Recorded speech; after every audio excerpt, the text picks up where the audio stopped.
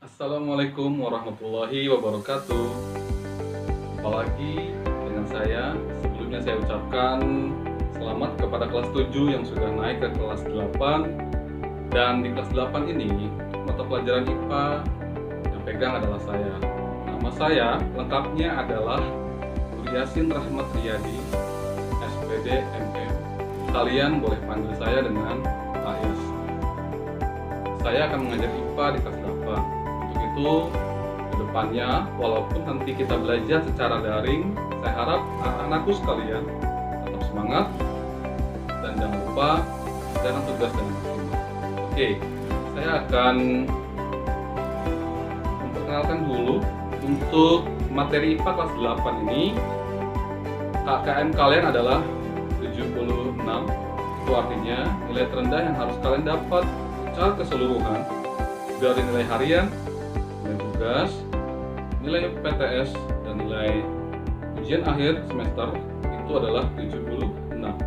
Untuk itu, melalui virtual online, kalian tetap harus mencapai nilai KKM tersebut. Tapi dengan saya, nilai tidak hanya sekedar mengerjakan tugas, melainkan kedisiplinan dan akhlak kalian. Dari mana saya bisa menilai itu? Yaitu dari cara ketepatan waktu kalian mengumpulkan, ketepatan waktu kalian mengabsensi di materi-materi pelajaran saya.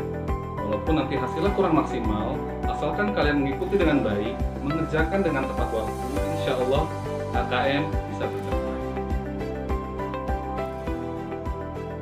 Baiklah anak-anak sekalian, kita akan memasuki bab pertama mengenai sistem gerak pada manusia. Baiklah, sebelum kita memasuki materi lebih lanjut, ada hal yang perlu diketahui. Oke, apa itu? Saya mengutip dari perkataan Al-Imam Syafi'i bahwa ilmu itu bukan yang dihafal, melainkan yang bermanfaat. Artinya apa?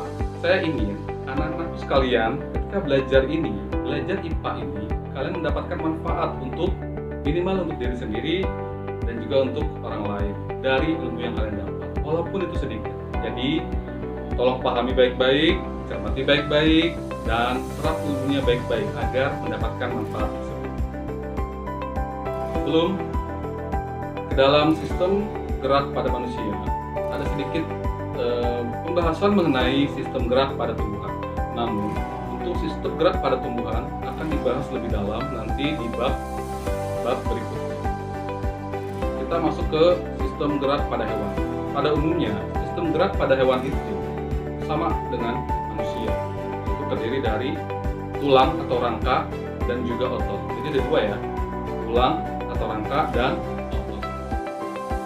Itu yang mencakup keseluruhan sistem gerak pada hewan dan manusia.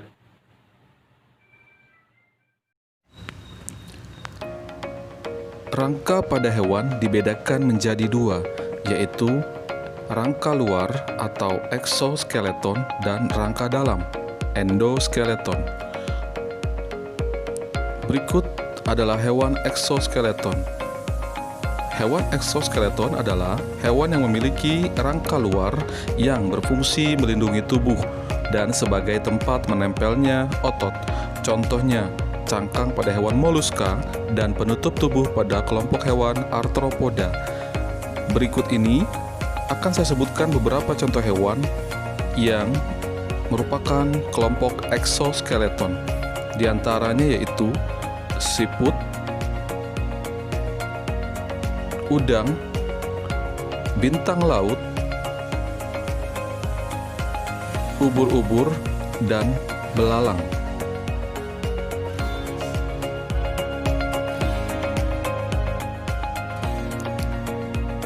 Selanjutnya, hewan endoskeleton. Hewan endoskeleton adalah hewan yang struktur tulang kerasnya atau tulang rawannya berada di dalam tubuh organisme yang berfungsi sebagai pelindung dan penopang tubuh serta tempat menempelnya otot. Hewan endoskeleton ini dimiliki oleh hewan-hewan vertebrata atau hewan yang memiliki tulang belakang. Contohnya adalah jerapah, kucing, burung, katak, dan ikan.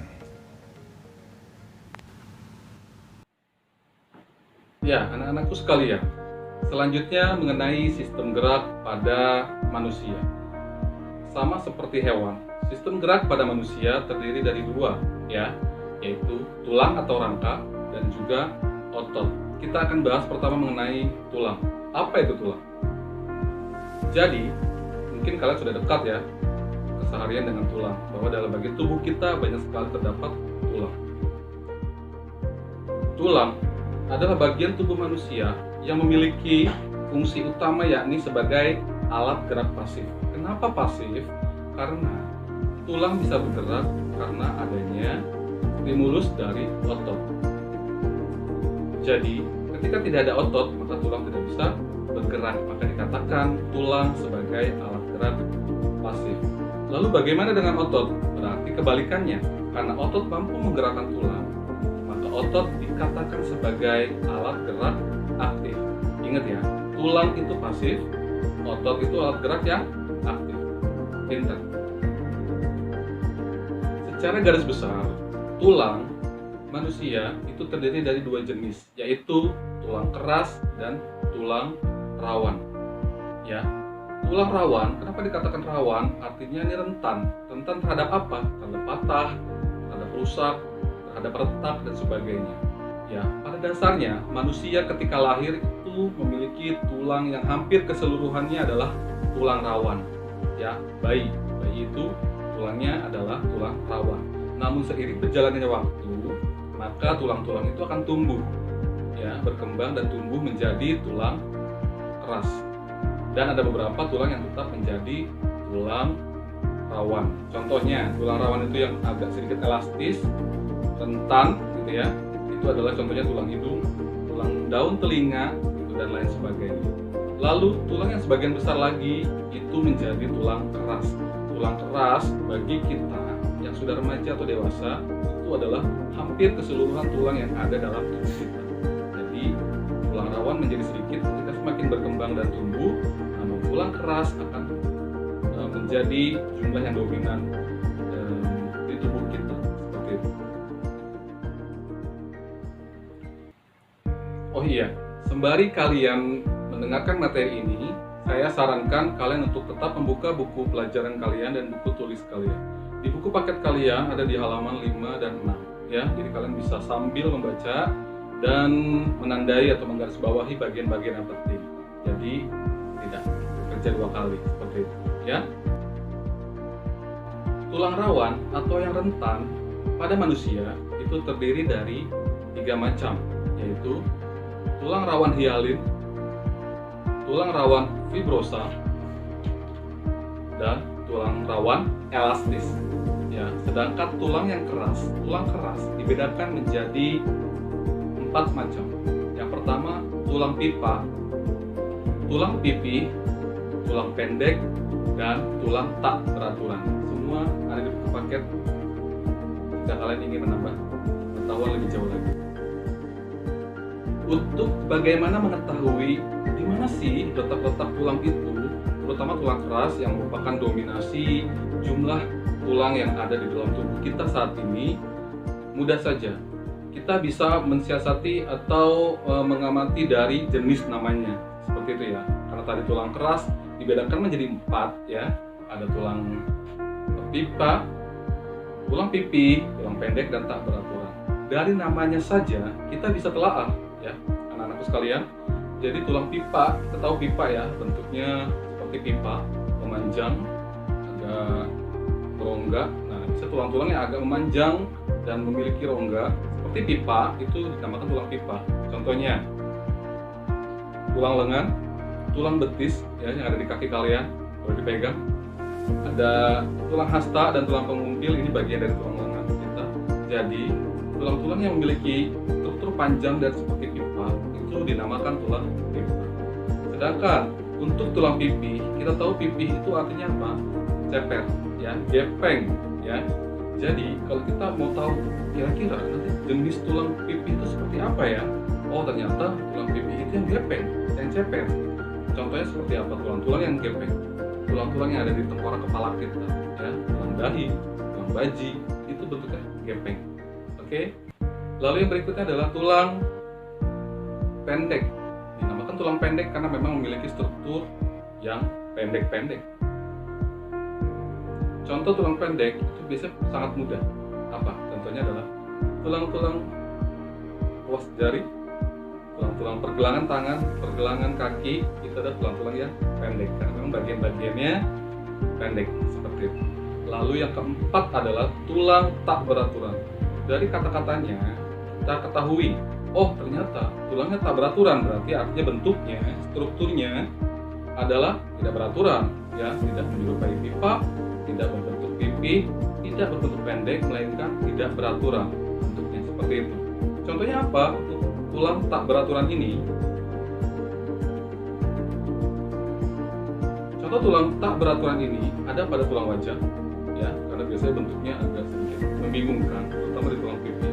Lalu ada di tulang belakang, karena tulang belakang itu bentuknya agak unik, ya, jadi tidak bisa dikategorikan sebagai tulang pipa, pipi maupun pendek.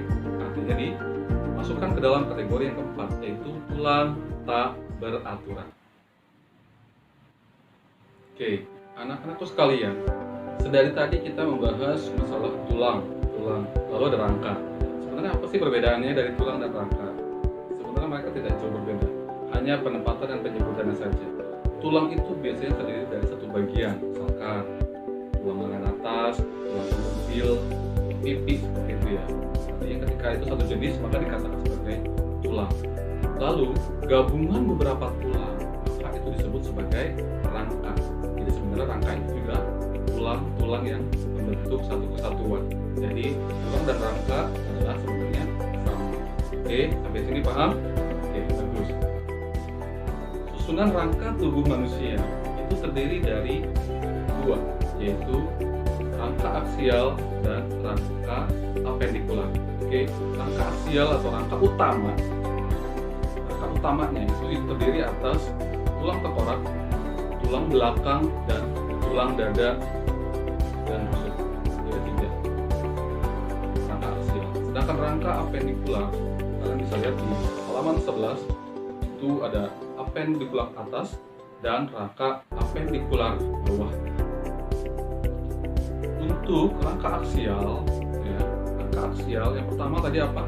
Tulang tengkorak atau tulang kepala ini dinamakan tengkorak. Jadi kalau ada yang bilang tengkorak keseluruhan, salah ya. Jadi kalau ada yang bilang tulang tengkorak, oh tengkorak itu keseluruhan, salah. Jadi tulang tengkorak itu adalah tulang yang hanya menyelimuti atau yang bentuk bagian kepala kita.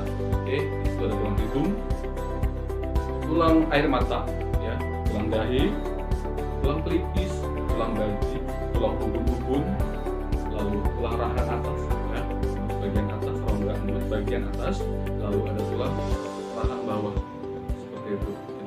Jadi ini dinamakan sebagai tulang tengkorak. Kalau tadi sudah saya jelaskan mengenai tulang tengkorak, berikutnya yaitu tulang belakang.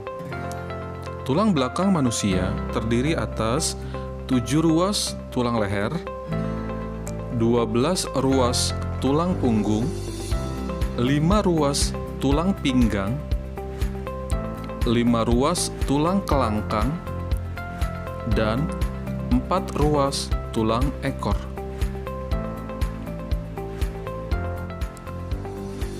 Selanjutnya yaitu tulang dada dan rusuk. Tulang dada manusia terdiri atas manubrium stermi atau tulang hulu, corpus stermi atau tulang badan, dan processus xiphoid atau tulang taju pedang. Untuk tulang rusuk terdiri atas 7 pasang tulang rusuk sejati, 3 pasang tulang rusuk palsu, dan 2 pasang tulang rusuk melayang.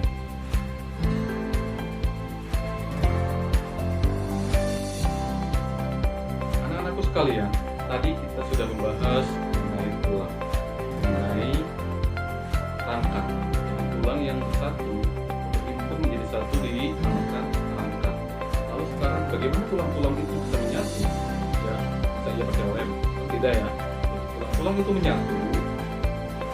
Ada yang namanya sendi atau persendian. Jadi yang melekatkan antar tulang itu dinamakan sendi. Jadi sendi sebagai penyakit yang terjadi di daerah-daerah perhubungan antar tulang, gitu ya.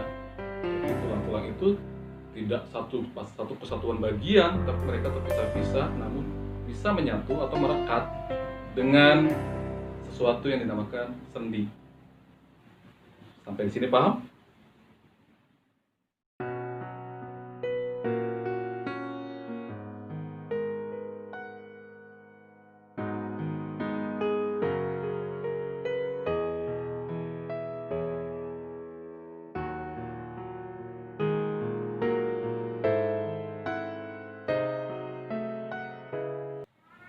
Setelah kita membahas tentang sendi atau persendian, maka kita memasuki tahapan selanjutnya, yaitu yang dari tadi sudah kita sebut ya, yang sebagai alat gerak aktif atau yang membantu tulang untuk bergerak, yaitu otot. Benar, otot. Jadi sekarang kita akan membahas mengenai otot.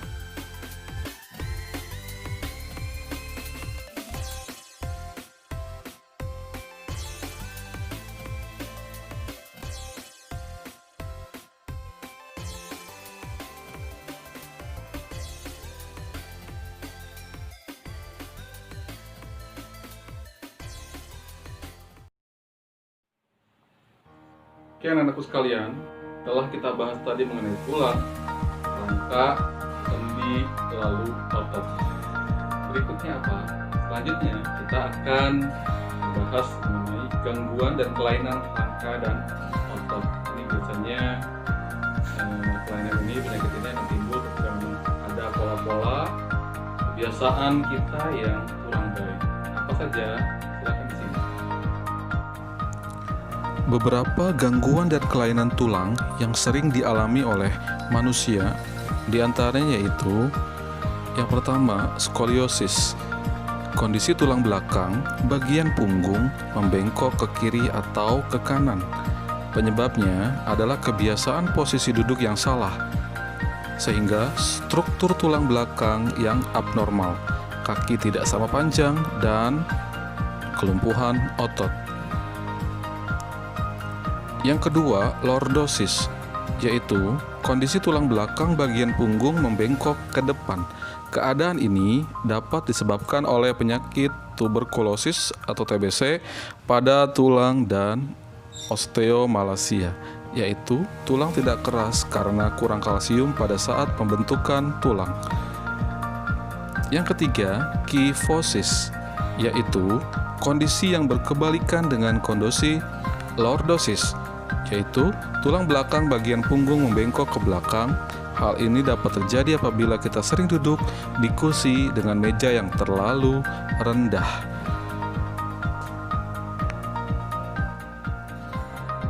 Anak-anakku kelas 8 dimanapun berada, yang masih menyaksikan pembelajaran jarak jauh ini, harus semangat ya.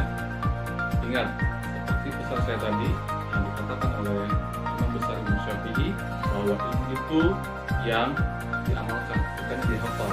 Jadi tidak perlu kan menghafal kata-kata. Intinya kan dapati ilmunya, resapi ilmunya, lalu pakai ilmu itu atau manfaatkan ilmu itu untuk minimal diri sendiri, maksimal untuk orang sekitar kita. Oke. Next, dari tadi kita sudah membahas tentang tulang, rangka, sendi, lalu otot. Nah, sekarang kita bahas tentang apa? Sekarang kita akan bahas upaya atau bagaimana cara kita menjaga kesehatan sistem gerak pada manusia. Gitu ya. Jadi tadi ada penyakitnya, sekarang bagaimana cara kita mencegah atau menjaga kesehatan sistem gerak pada manusia. Yang pertama, pastinya karena ini berkaitan dengan tubuh, maka kita yang pertama adalah harus banyak mengonsumsi makanan cukup gizi. Ya. terutama protein, vitamin D, kalsium, dan air putih tentunya. Yang kedua, melakukan olahraga yang teratur atau rutin dan tidak pula boleh berlebihan. Jadi olahraga itu secukupnya saja, asalkan dilakukan secara rutin. Sudahkah kalian olahraga hari ini? Yang ketiga, diupayakan kita memposisikan duduk dalam hal apapun, belajar atau main HP nih, yang suka main HP itu dengan posisi duduk yang baik. Artinya tulang tidak boleh terlalu bengkok, tidak boleh terlalu membungkuk, apalagi main HP sambil tiduran atau belajar sambil tiduran. Dikurangi ya cara-cara yang seperti itu, karena nanti akan merusak kesehatan sistem gerak tubuhmu sendiri.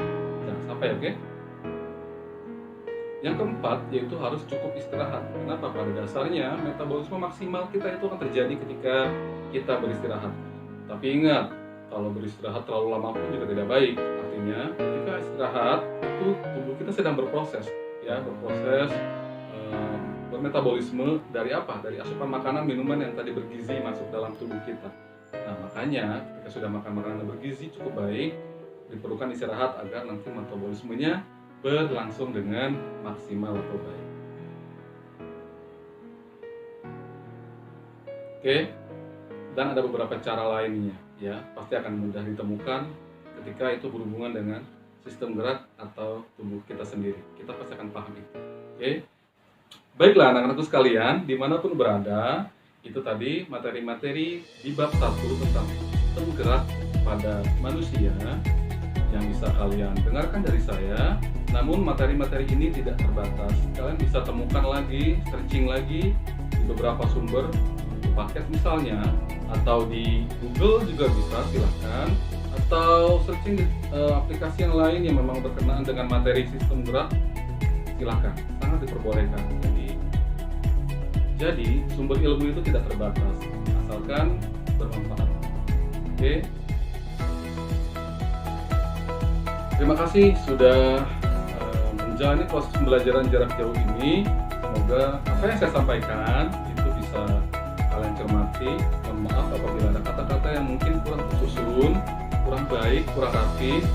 Dan apabila ada yang ingin ditanyakan, silahkan kalian tulis kolom komentar atau chat saya ke WA saya yang sudah kalian punya.